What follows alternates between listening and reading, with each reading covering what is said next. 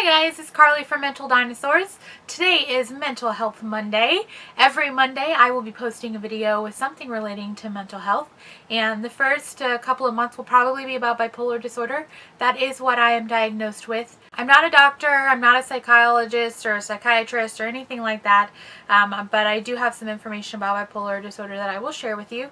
So if you don't know at all what bipolar disorder is, this is going to be a good video for you to just kind of get a feel for what the disorder is, what it means, and I'll explain a little bit about how it affects me personally. I have some notes there from the National Institute of Mental Health, and they say in the little what is bipolar disorder section, bipolar disorder used to be known as manic depression. So if you've ever heard of manic depression, that is the same thing as bipolar disorder. It just has a different name now. So it's a brain disorder that causes unusual shifts in mood, energy, activity levels, and the ability to carry out daily tasks. Symptoms of bipolar disorder are severe. They're different from your normal ups and downs. So everybody has up days and down days. Everybody feels happy and feels sad. What that means is they might have really elevated moods sometimes and really low depressed moods other times. I'm going to explain a little bit more about that. So the up times in bipolar disorder are called mania.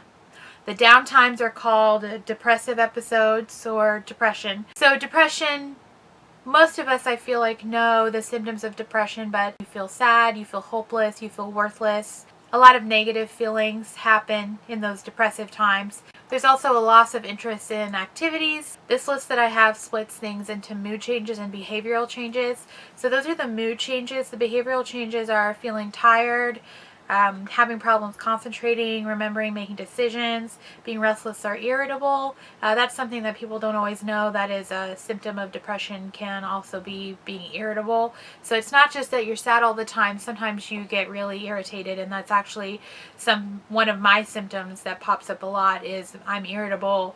Whether I'm depressed, whether I'm up, whether I'm down, I'm irritable usually in those extreme mood shifts. Also changes in your eating, sleeping, or other habits. And thinking of death or suicide or attempting suicide, having suicidal ideation, suicidal thoughts, that is a symptom of depression as well. Here are the symptoms of mania.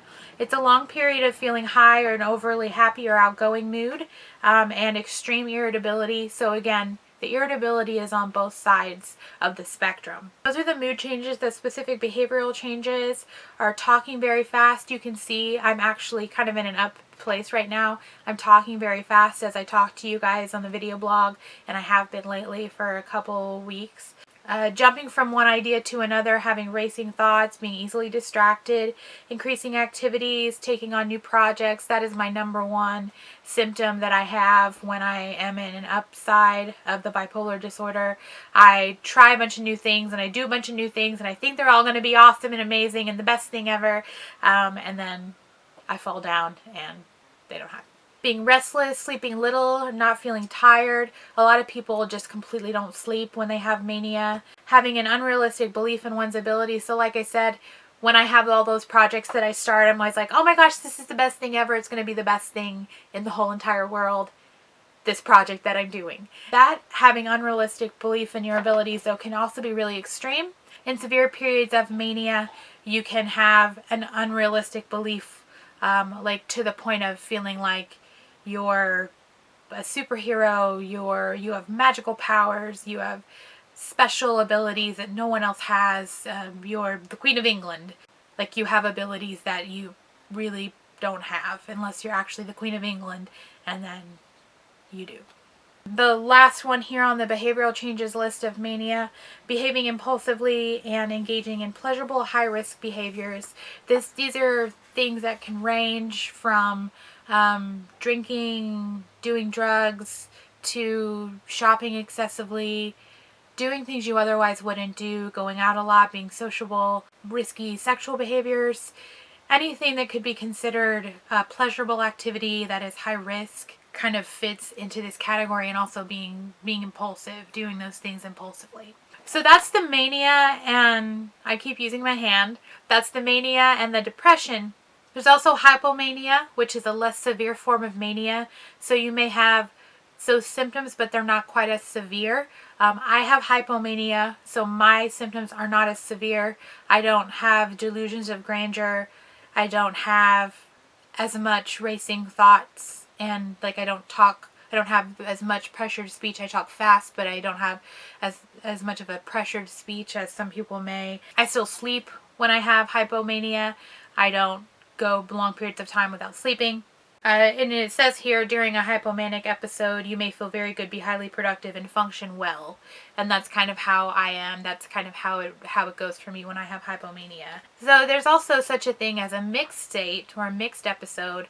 Those are really crappy, and I have them. A mixed episode would be where you just have symptoms of the mania or the hypomania along with the depression. So the way that I usually describe it is I might feel really helpless, hopeless, worthless, way down in the dumps, but I have a lot of energy and I want to be doing something. I want to be producing. I want to be productive. I want to be moving and talking. And those mixed states are actually really scary and really dangerous, because if you have a lot of energy but you have suicidal ideation, those can be common times when people actually go through with their suicidal thoughts and actually attempt suicide.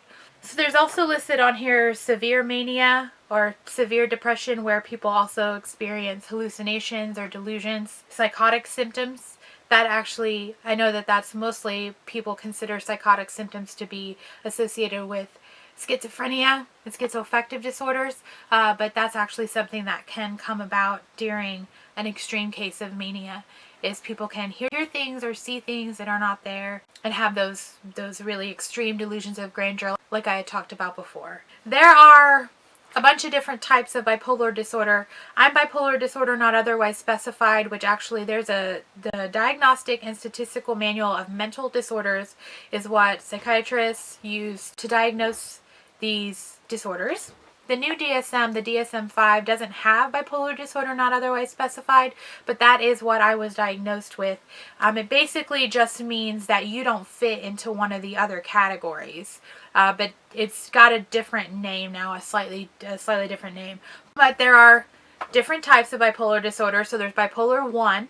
Bipolar 1 means you have periods of mania, you have periods of depression, and bipolar 2 means you have periods of hypomania and you have depression. You can also have rapid cycling bipolar disorder. This can happen with any of them. That means that you have, what does it say, 4 or more episodes of depression, mania, hypomania, or mixed episodes, all within a year. I do have rapid cycling bipolar. I checked my moods throughout the year, and I definitely have more than 4 switches. There's also such a thing as cyclothymia, cyclothymic disorder, and that is a milder form of bipolar disorder. So it says they have episodes of hypomania and mild depression for at least 2 years, but the symptoms don't meet the criteria to be bipolar 2, bipolar 1, or the bipolar not otherwise specified. And that's kind of how the not otherwise specified is listed here. You don't have the criteria for bipolar 1 or bipolar 2, but you still have bipolar symptoms. I don't know if my diagnosis will change once I start going to the psychiatrist regularly, but I will definitely let you guys know. That was just a brief overview of bipolar disorder. So if you had no idea what I was talking about when I told you that I had bipolar disorder, or if you just thought, like a lot of people, that it just means that you're happy, then you're sad, then you're happy, then you're sad, it's a lot more nuanced and a lot more complicated than just being happy and sad and having those mood changes. So I hope that this video was helpful for you. If you would like more information, do some research. I'll leave a link in the description to where I got my information that I shared with you today. Thank you so much for watching if you watched till the end. I didn't mention, but today is Monday, January 4th, 2016. You can like my video, you can subscribe, you can support me on Patreon, you can follow me on Facebook, you can do all of the things, please, and you will see me tomorrow. Don't forget to be awesome.